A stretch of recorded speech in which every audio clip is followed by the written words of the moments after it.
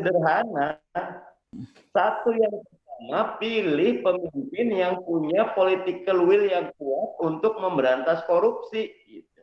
Karena everything rise and fall on leadership. Itu. Contohnya, upaya menjadikan revisi KPK kemarin itu, pandangan saya tidak berubah. Itu upaya melemahkan KPK, Bang Aldi.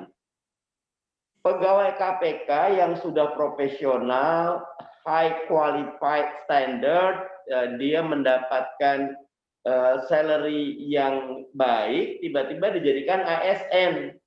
Yang ini penuh dengan intrik, yang ini kami justru di DPR lagi ingin merevisi Undang-Undang ASN, karena selama ini ASN banyak dijadikan sapi perah untuk pilkada atau pileg, ASN image-nya tidak profesional, yang baik justru diburukkan. Ini masih bersyukur saya menyebut, nyuwun sewu Mas Giri, ada novel Baswedan, ya, yang walaupun matanya separuh sudah tidak berfungsi, tetapi kekuatan dan keberaniannya tetap ada. Ya. Nah, jadi pilih pemimpin yang punya political will, sederhana kok. Kalau dapat saya selalu ingat kalimatnya Mas Sudirman Said, Bang Aldi. Dia pernah jadi menteri, dia buat ilustrasi ketika rapat paripurna atau rapat kabinet paripurna 50 the best talent in Indonesia, ya. Kementerian lembaga ada sekitar 34 ditambah kementerian 34 ditambah lembaga totalnya 50. Kalau presidennya adalah yang punya political will yang kuat, pasti dipilih yang punya kompetensi dan komitmen anti korupsi itu.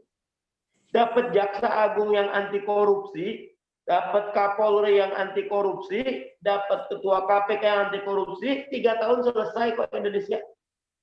Dan sebagaimana yang Mas Giri cerita, bagaimana bisa membersihkan lantai kalau sapu yang dipakai sapu yang kotor, ya.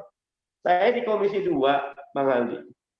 Setiap ada konflik pertanahan dibawa ke pengadilan, negara versus mafia sebetulnya ini, ya. Selalu yang kalah di pengadilan adalah negara. Jadi tanah negara itu tiap hari berpindah gitu. Saya pernah ke Bali, Universitas Udayana itu punya sekitar 1.000 hektar.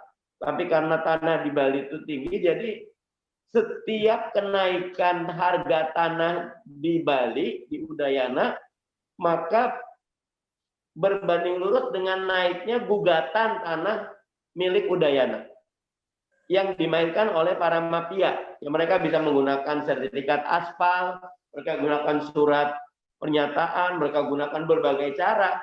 Dilalahnya ketika dibawa ke pengadilan, selalu yang kalah punya negara. Apa yang terjadi dengan pengadilan kita? Nah, karena itu saya sangat setuju. Ada tombol-tombol utama, kerangka yang sifatnya short term, 3 tahun bisa. Tapi untuk yang long term, etika. Ini sekarang saya ditanya sama wartawan Bang Aldi. Apa yang terjadi ketika Pak Jokowi mengumpulkan kepala daerah? Ternyata di situ ada anak dan menantunya, pertama kali dalam sejarah gitu, di Indonesia. Kalau orang nggak punya etika ya nggak kenapa, tapi yang kalau punya etika ya nggak gini ya tuh. Ketika kita mengajukan anak kita sementara kita masih berkuasa, buat saya itu kita sudah sangat menyampingkan etika. Kan boleh secara aturan, monggo. Kalau pemimpin, the higher your position, the higher standard that you have to put gitu. Jadi makin tinggi, presiden itu kompas moral, presiden itu guru bangsa, presiden itu rujukan, bablas anginnya.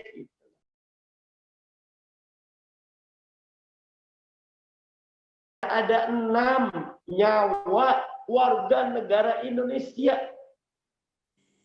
kalau menggunakan brutally killing gitu loh. Sebagian menggunakan itu. Tidak ada pernyataan presiden. Buat saya presiden itu bapaknya bangsa kok. Kalau ada satu saja nyawa melayang, presiden tidak tanggung jawab, ya bukan presiden. Karena sumpahnya menjalankan konstitusi. 4, tugas konstitusi melindungi segenap bangsa dan seluruh tanah tumpah darah Indonesia, memajukan sejahtera, mencerdaskan itu dalam ketertiban dunia. Etika. Saya setuju.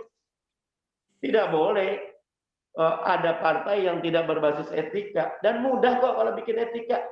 Sama ketika Nabi Muhammad SAW ditanya, bagaimana sih menentukan benar salah? Kata Nabi sederhana kok. Istaftik kolbaka. Tanya sama hatimu. Kalau hatinya bilang jelek, ya berarti itu buruk gitu. Nah, jadi Bang Aldi, short term harus dijalankan. Tadi pilih orang-orang terbaik pada posisi terbaik, ya. Dan pilih basis etika yang kuat. Kalau kombinasi dua ini, saya yakin mudah-mudahan kalau kita ketemu pemimpin yang punya kompetensi dan komitmen pemberantasan korupsi, 5 tahun Indonesia akan melompat maju menjadi negeri yang menjadi contoh.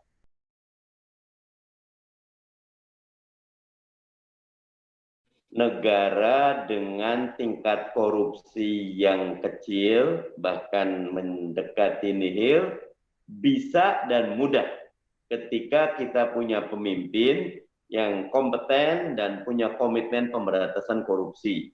Apa yang Mas Giri sampaikan dikaitkan dengan bagaimana reboundnya aktivis pemberantasan korupsi sesudah Najib tumbang digantikan Mahathir jadi contoh bahwa everything rise and fall on leadership. Karena itu titip cari pemimpin yang punya kompetensi dan komitmen pemberantasan korupsi. Yang kedua, ayo innallaha la yughayyiru ma biqaumin hatta yughayyiru ma bi anfusihim. Allah tidak akan mengubah kondisi satu kaum sebelum setiap individu kaum tersebut mengubah diri masing-masing.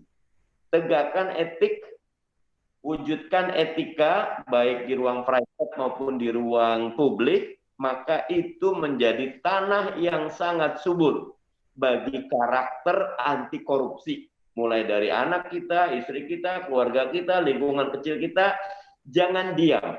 Lawan korupsi sekecil apapun. Maka akan wujudlah satu ekosistem yang sangat efektif. Pemimpinnya baik, pendekatan top down-nya, infrastruktur masyarakatnya baik, maka akan ketemu dalam sebuah ekosistem pemberantasan korupsi yang insya Allah mewujudkan Indonesia yang baldatun thayyibatun warabun.